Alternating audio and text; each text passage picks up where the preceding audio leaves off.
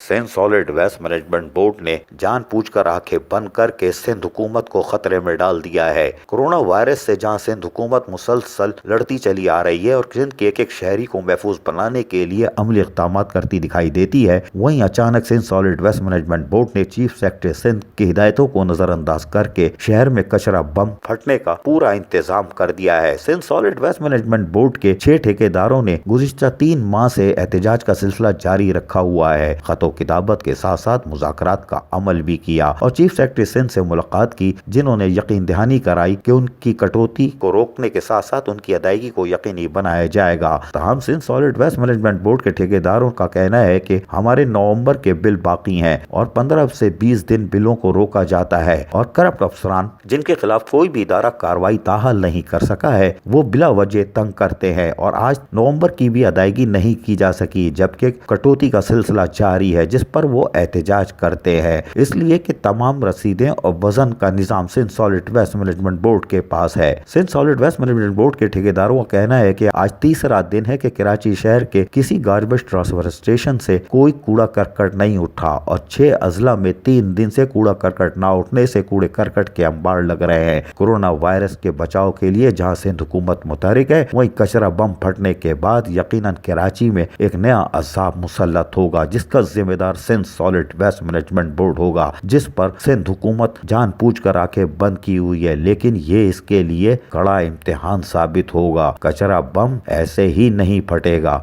इसके लिए सिंध हुकूमत को भारी कीमत अदा करनी पड़ जाएगी, लेकिन उसके साथ साथ तहकीकाती इदारों का भी बड़ा इम्तिहान होगा, जिन्होंने गुज़िश्ता 2 सालों से आंखें बंद की हुई है और ना तो वहाँ पर मौजूद अफसरान के असासों की छानबीन की जा सकी, ना उनकी जाली भर्तियों का रिकॉर्ड जमा किया जा सका। अजीज आरिफ, KBS बल्दियाती न्यूज़, कराची।